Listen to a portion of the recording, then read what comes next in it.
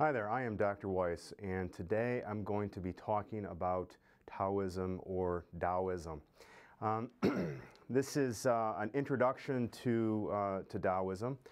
In my class, we typically read the Tao Te Jing or Zhuangzi, depending on the semester. This is always a fun topic, I think. It's fun, it's illuminating in many ways, and one of the sort of enterprises of my teaching is always to relate the material, whether it's 100 years old or 50 years old or 500 years old, or in this case a couple of thousands of years old, to us today. And thinking about Taoism and reading Taoist texts, I think really fit the bill. It's not a difficult leap for us to imagine embracing some Taoist principles that we can see that would improve our lives. And so we're going to talk about what Taoism is, how it's defined, which is also sort of enigmatic because I'm going to try to define Taoism in a couple of different ways. And Taoism, I think, inherently is something that really cannot be defined. What I also find fun, I guess, is not only about the images that I have for you on this presentation, but if you look up on YouTube or other places on the internet, all of the images, or many of the images, are very much the same. They have to do with water or sunsets or mountain streams or mountains and all of that sort of thing. And we're going to talk about why that might be the case a little bit. It has to do with tranquility and humanity and all of these sorts of things. So what is the Tao? It's also pronounced Tao, so you'll see spellings in various ways. So what is the Tao? It's sometimes translated as the path or the road, as a kind of guideline for one to pursue. What is it that people are pursuing? Well, that tends to be a little bit more complicated to answer. The Tao Te Ching by Laozi is, by some accounts, the second most translated text in the world behind the Bible or the New Testament. By some accounts. By other accounts, the Tao Te Ching, one of the texts, again, that I'm going to be talking about later on today, is considered by some the most translated philosophical text known, or that's sort of a supposition that people recognize.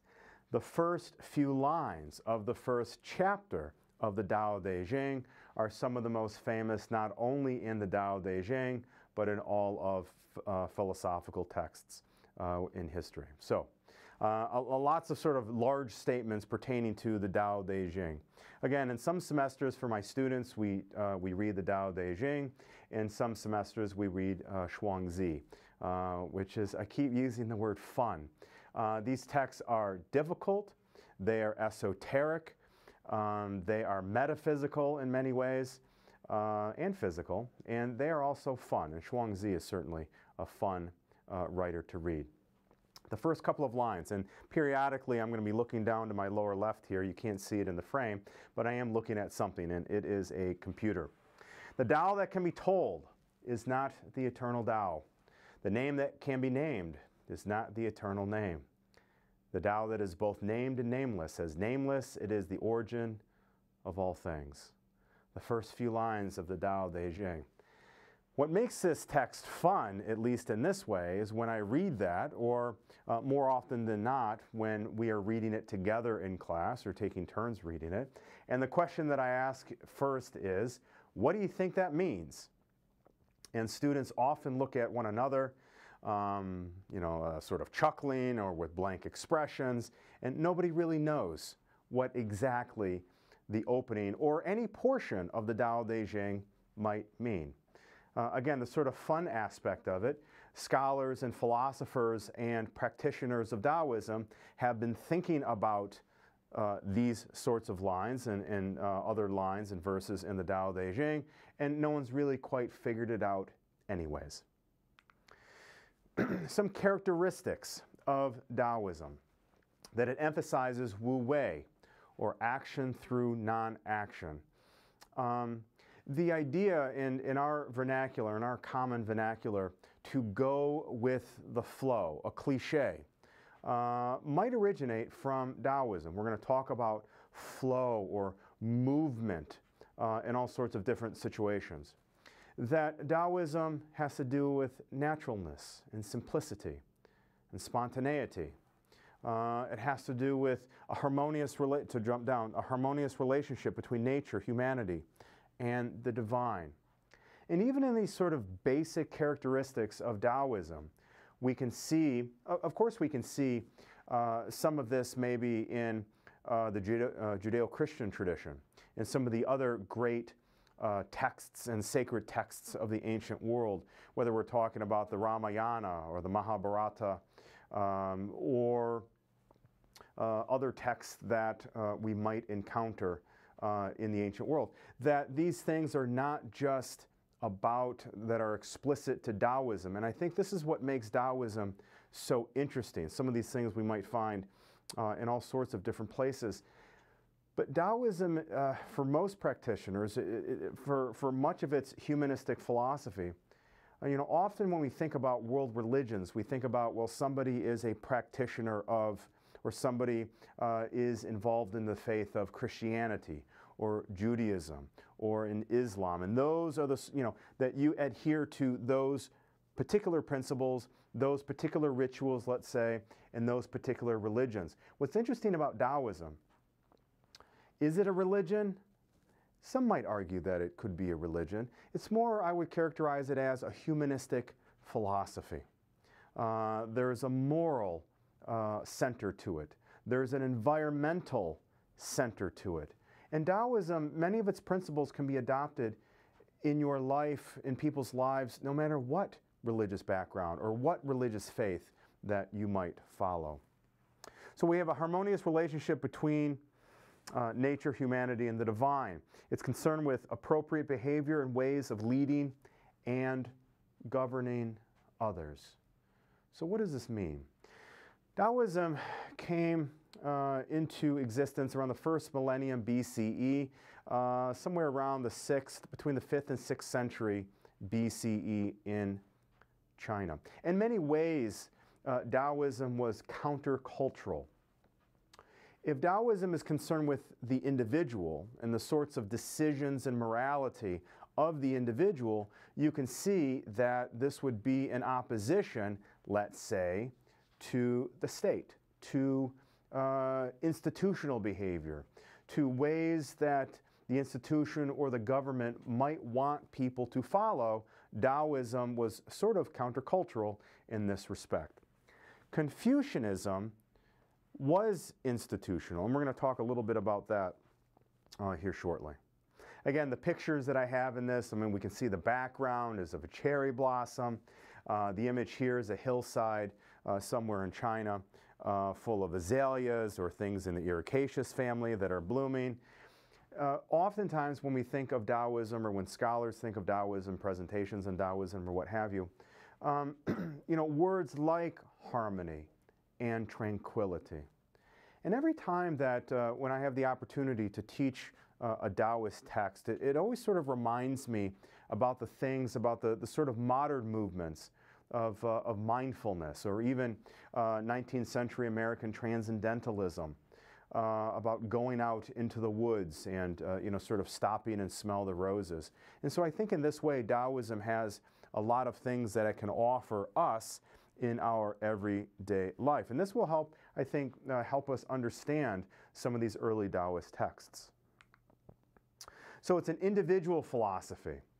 In terms of society, confused people who voluntarily submit to beguiling social conventions.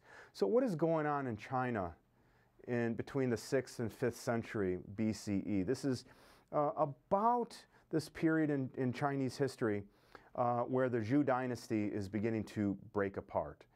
And scholars have often suggested that some of the major religions, again here this is more of a humanistic philosophy, but many of the major religions kind of arise during periods of significant social upheaval. And I think that argument might apply here.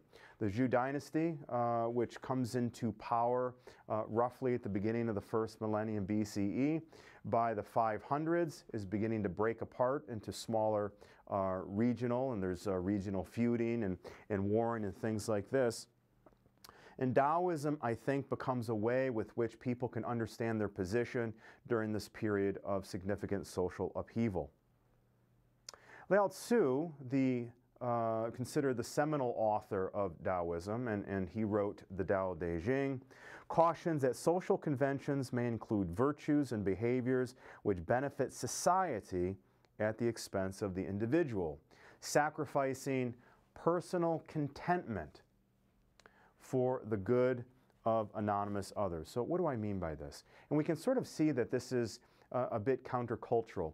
If the emperors of China, if regional or local governments want people to behave in one way, Taoism here suggests that the ways with which a government or various institutions want you to behave may be in opposition to what is good for you, or maybe for you and your family.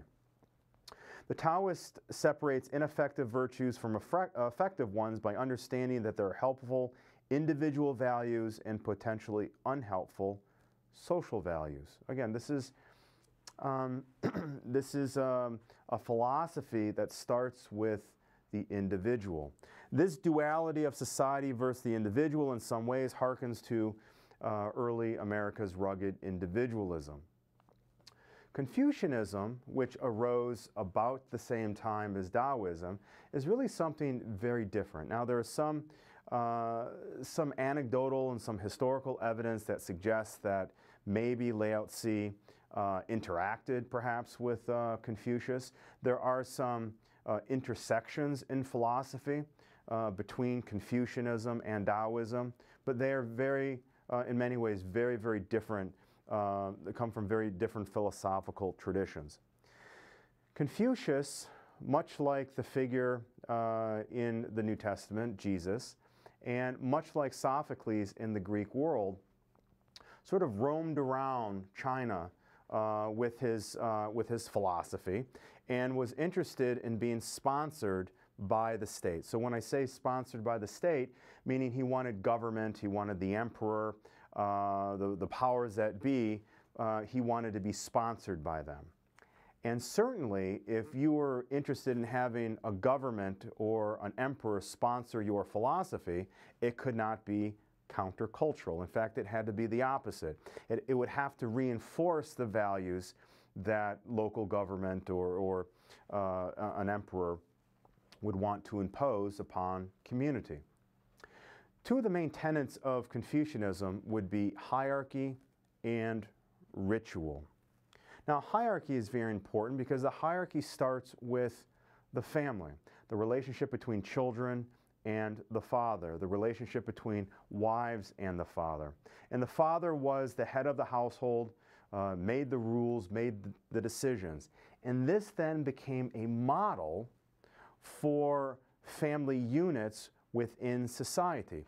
So if society is built on a hierarchy, the father is the head of the household, then family units become subjacent to local officials, and local officials are subjacent to regional officials, and so on and so forth up the ladder. Taoism practiced something very different. Taoists were interested, again, in the individual self. And if individuals could transform themselves, then as a community, the entire community could be enlightened. Anecdotally, one,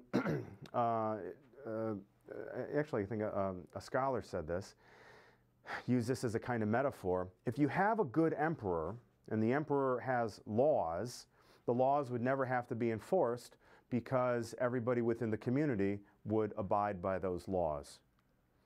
In a good Taoist community, if everybody followed their Tao, there would be no need to have any laws at all. So Taoism's philosophical and religious system built on a holistic view of reality. One of the primary symbols And Taoism is not, does not use this symbol explicitly, but one of the primary symbols of Taoism is the yin and the yang. That we have a combination of opposites that interact together, that this is a kinetic or dynamic relationship, that one cannot exist, excuse me, that one cannot exist without the other. And we see this by the curvilinear form in the center of the circle.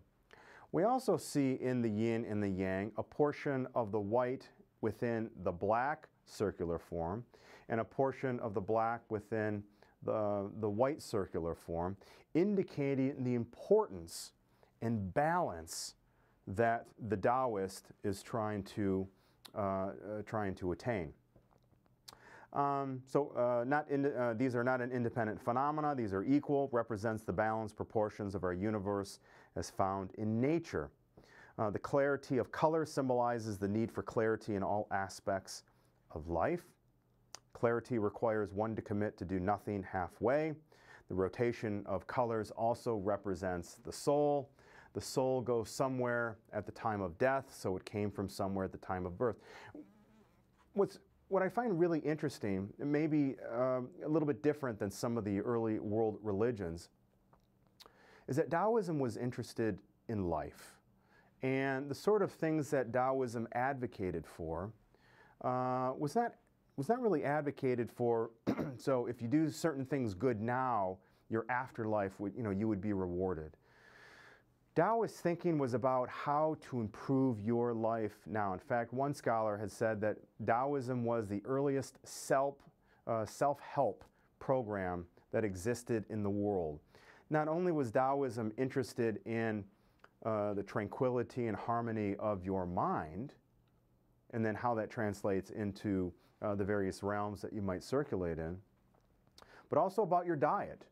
You are to eat these kinds of foods and not these kinds of foods. About exercise. So Taoism was a kind of holistic approach to living a good life, a satisfying life. And those are the sorts of questions that many of these ancient and early texts, ancient texts and sacred texts ask. What is the meaning of life? How do we lead a good life? What does that mean? How do we understand suffering? These are some of the great, sort of philosophical questions that we might encounter in some early and sacred texts. And I think Taoism asks and tries to answer those questions as well. Water and the willow, important symbols. And I think I've already had one or two images here of water. Why are these important symbols? These are important symbols because they have to do with flow. They have to do with movement. That for the Taoist is not static. He does not stand still. When various challenges in life, when physical challenges that you might be confronted with, if you try to use force against force, if something is stronger, then you will break. In fact, a popular metaphor that is used is, let's take a tree. And here I'll explain a willow here in a moment. But if you have a very strong tree, maybe it's a large oak tree in this area, maybe you have a pin oak or a white oak or a red oak, and it has a large trunk and it doesn't have a lot of movement. What happens when a large storm comes through? The trunk of the tree that anchors the tree to the ground has to be strong enough to fight against the force of the storm. And if the winds or the storm is too strong for the tree, it might be uprooted. It might break in half. Okay? The willow tree is a soft-wooded tree. It has movement, which is why if some of you have a willow tree after a rainstorm, you're always picking branches up off the ground. But a willow tree has movement. You throw something at it, and it moves out of the way. It bends. It goes with the flow, like water. In fact, there's I remember watching a famous famous interview on video by Bruce Lee, and Bruce Lee says, "Be like water." And that's, I think, in part, the way with which we can think about Taoism. Water is an important symbol. Water, of course, as an archetypal symbol, is life. Water is also movement around things. Water is going with the flow. And one scholar has thought about Taoism and water in this way. If a person encountered a boulder on a path, they might try to dig underneath it. They might try to go around it. They might even try to go on top of it to get beyond the boulder. The Taoist just waits. And eventually, in maybe thousands of years, water will wear down the boulder until it is just a pebble, and then the Taoists can continue on their path, on their Tao. Tai Chi is an art form that was codified really in the 17th century. So Tai Chi, as practitioners might know it today, is more modern, but the beginnings, the tradition of Tai Chi go back to at least the first millennium BCE and probably much earlier. Tai Chi is a kind of martial art, but maybe more importantly, it's a choreographed set of movements that ebb and flow like water. Tai Chi is about to yield and to overcome, to bend and be straight. And this is from the Tao Te Jing, referring to movement. Returning is the motion of the Tao. Yielding is the way of the Tao. The hard and strong will fall, the soft and weak will overcome. In Tai Chi, if one part of the body moves, the entire body moves. Let's see if we can watch. I guess we can't. Not today. Sometimes technology doesn't always work for us. Worked the other day.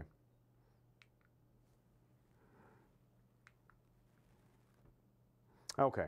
Well, where are we at? Okay, the earliest writers of Taoism.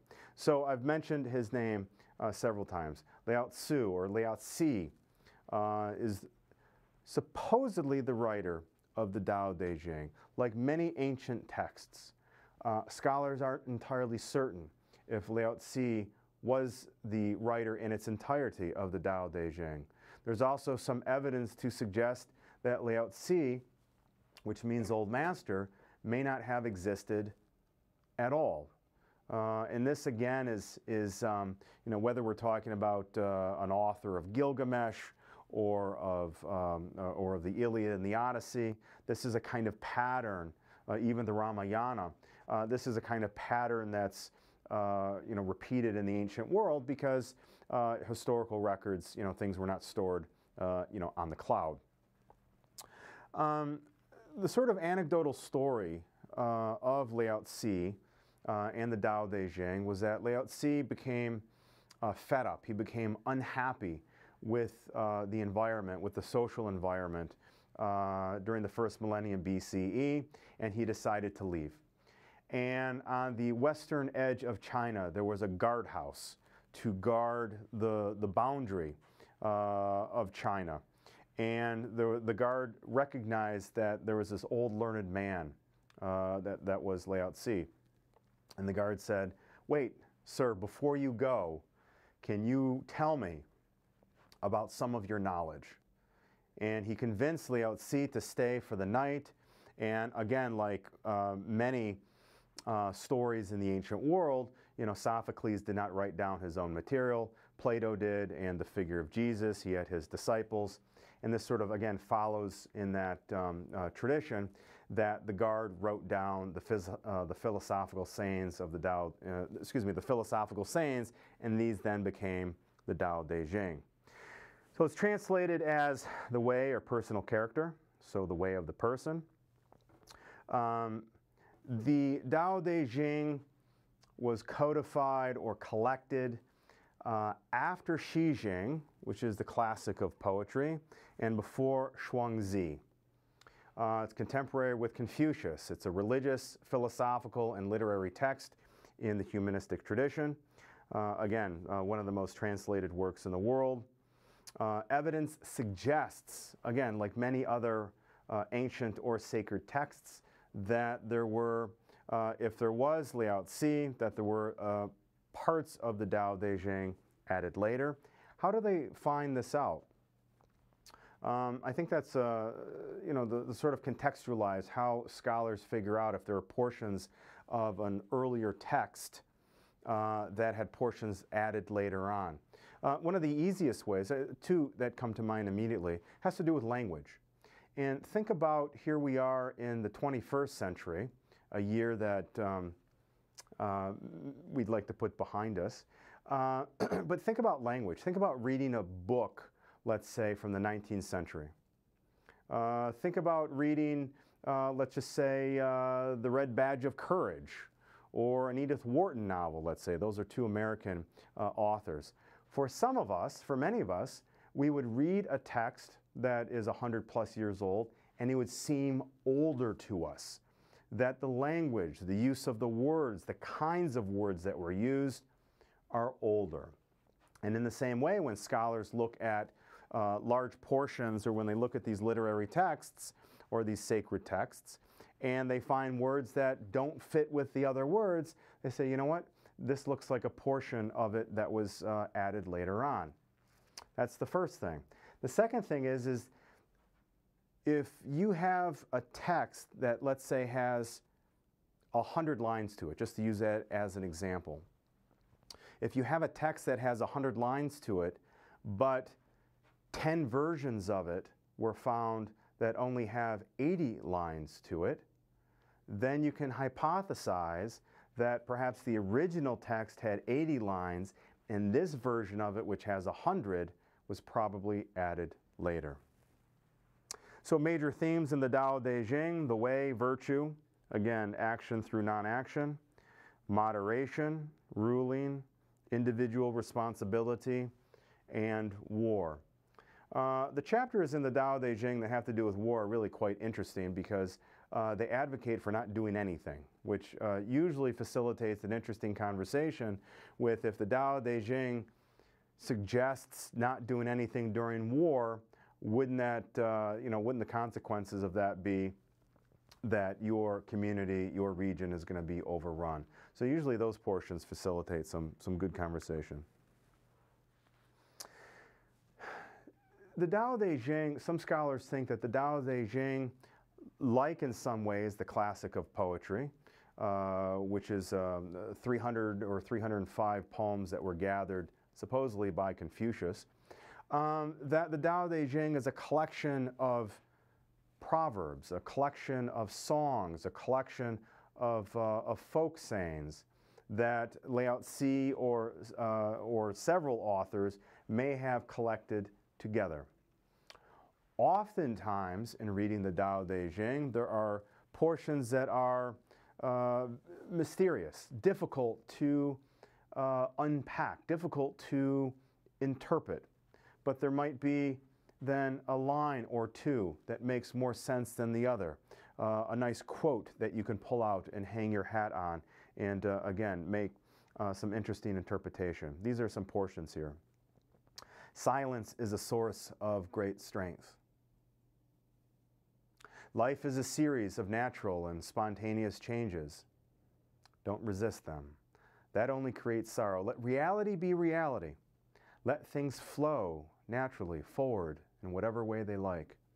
Nothing is softer or more flexible than water, yet nothing can resist it. I mean, it almost seems as if some of these quotations that we could pull from the Tao Te Ching, that you could put them on a postcard, you could put them on a mouse pad, you could put them on a poster, that you would find these things in various self-help books that perhaps now more than ever, many of us need to get through what we are experiencing. Chapter 11 of the Tao Te Ching, I find one of the most interesting chapters, as this has to do that the successful Taoist, or sort of one of the elements that create success for the Taoist, is the absence of materiality. It has to do with the absence of physicality and rather space. 30 spokes unite around one hub to make a wheel. In the presence of the empty space that gives the function of a vehicle, clay is molded into a vessel. It is the empty space that gives the function of a vessel. Doors and windows are chiseled out to make a room. It is the empty space in the room that gives its function. Therefore, something substantial can be beneficial, while the emptiness of void is what can be utilized. So what is it that makes a window a window? What is it that makes a door a door? It is not the rest of the house, it is not the material aspect of the house, but a window's success is because of its absence of materiality. Chapter 25. Something is formed in the chaos which existed before heaven and earth. It is quiet and profound. It stands alone and alters not. It revolves eternally without exhaustion. It is regarded as the mother of all beings. I do not know its name except to call it Tao. When forced to give it a name, I would call it the Great. The Great is far-reaching. Far-reaching is infinite. Infinite is a return to the self-sufficient origin. Therefore, Tao is great, heaven is great, earth is great, and so is the true self. There are four greatness in the universe, and true self is one of them. Man models the way of earth, earth models the way of heaven, heaven models the way of Tao, Tao models the way of nature. Metaphysical, enigmatic, mysterious. This is in some ways like other great, I'll use the word mythologies, other great traditions, is a kind of origin story.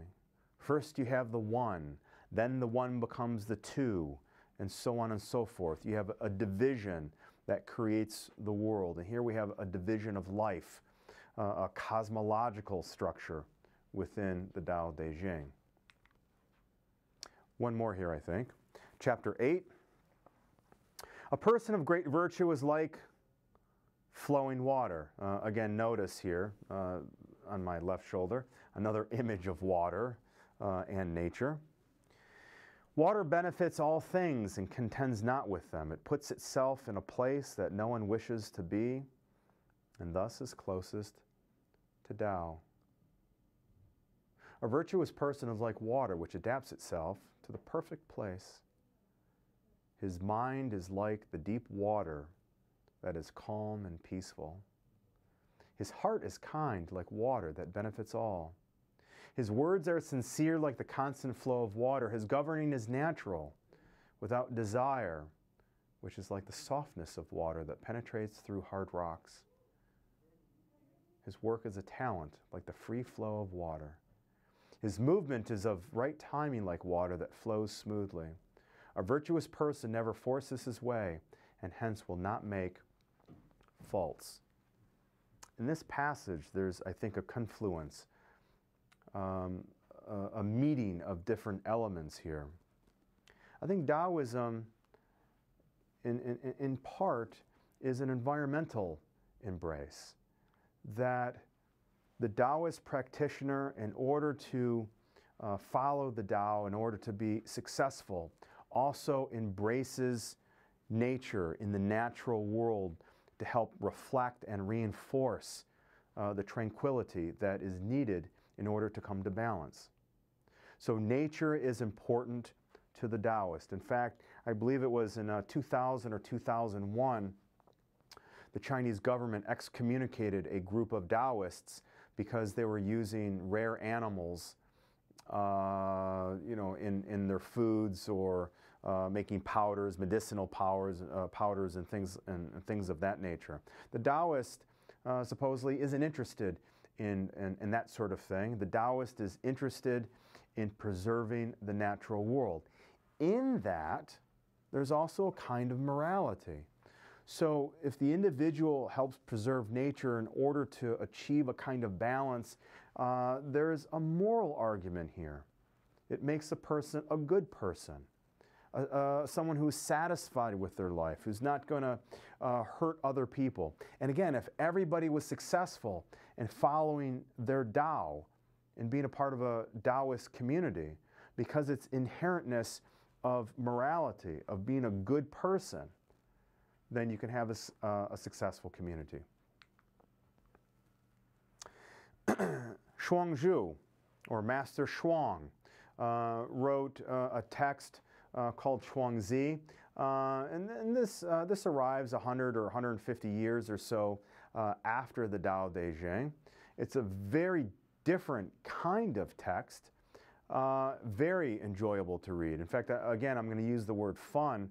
There's a kind of playfulness to Zhuangzi that we don't necessarily find in the Tao Te Ching. Zhuangzi consists of a large collection of anecdotes, allegories, parables, and fables. It is often humorous. It plays with language, spontaneity in action and freedom from the human world and its conventions, the falseness of human distinctions, and again, one of the greatest literary texts in Chinese literary history. It is a fun text, and there are portions of it that are difficult to understand. It's a Taoist text, it's a moral text, it's a fun text, and it is not only a tradition, again, that you can embrace and subscribe to if you were a Taoist, but it can be, parts of it can be embraced no matter what philosophical or theological tradition you may subscribe to. Some quotes here, and I think we'll get a little bit of sense of fun.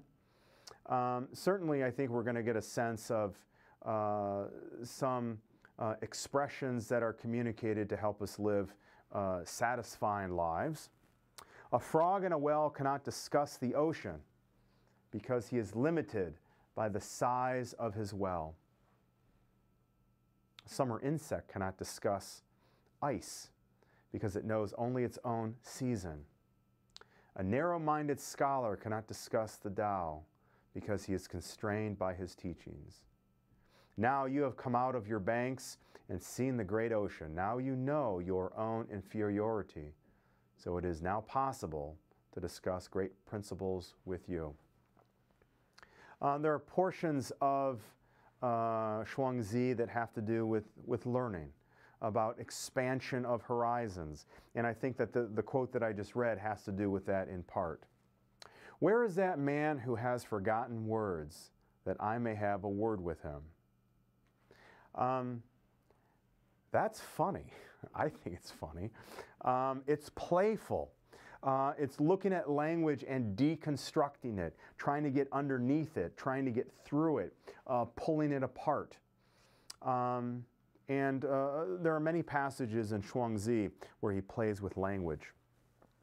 To a mind that is still, the entire universe surrenders.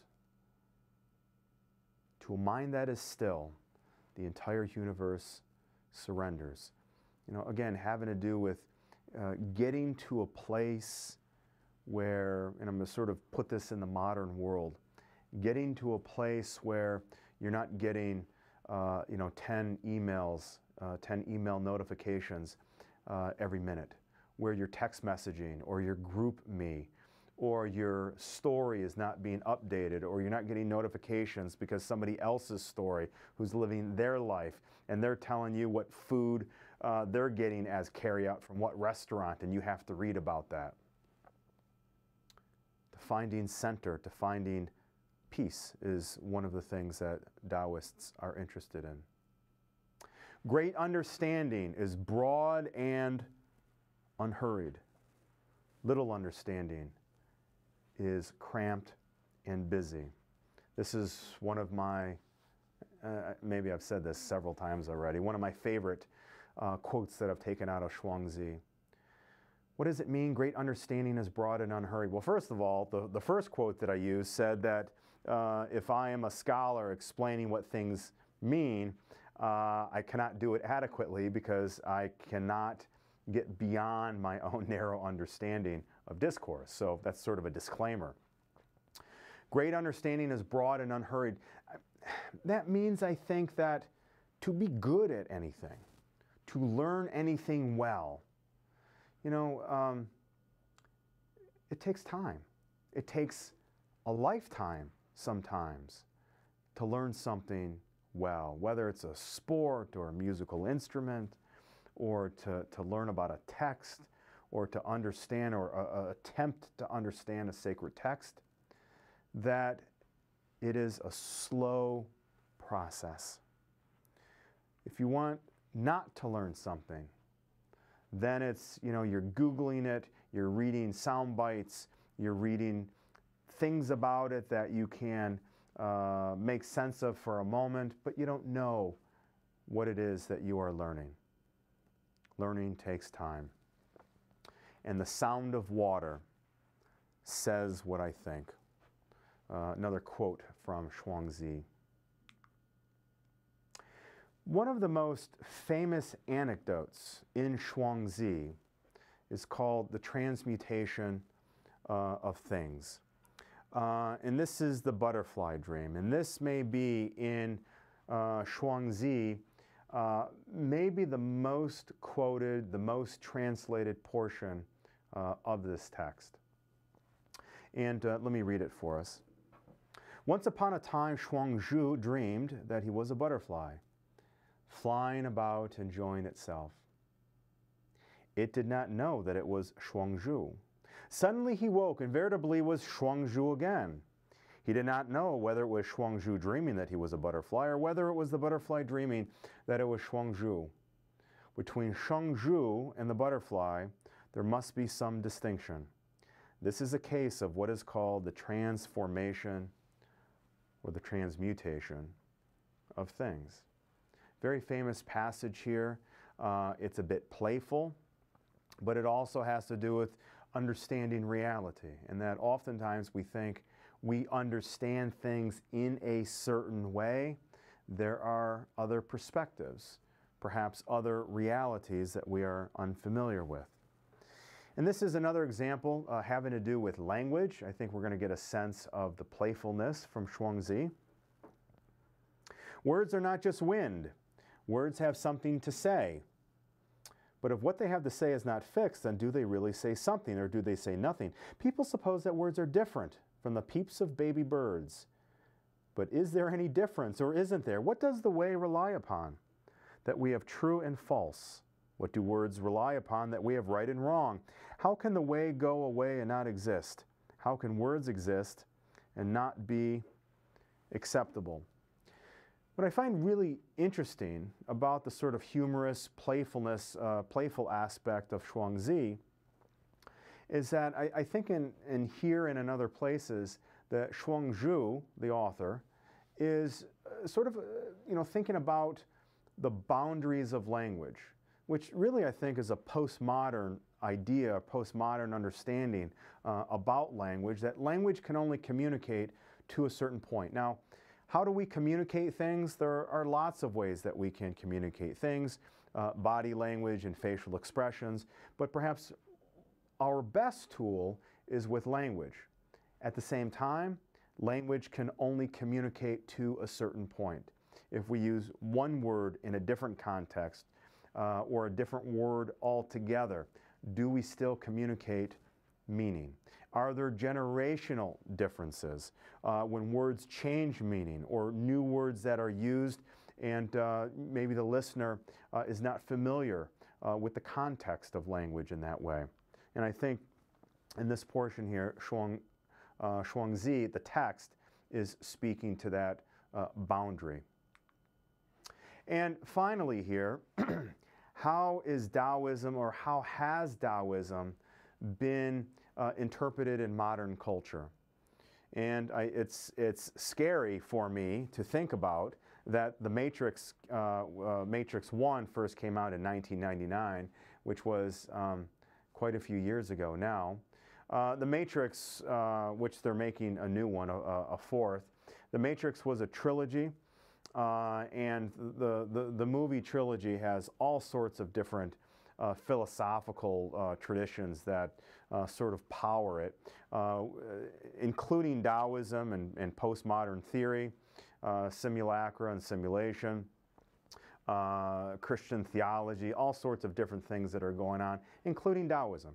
In fact, the transformation of things from Zhuangzi about the butterfly, if you're dreaming of the butterfly or you're actually the butterfly dreaming of being a person, might be a way to even understand the framework of the matrix itself as being something that is just a kind of computer program. And of course, the Force in the Star Wars canon may be a kind of a Taoist interpretation. Okay, well, thank you very much.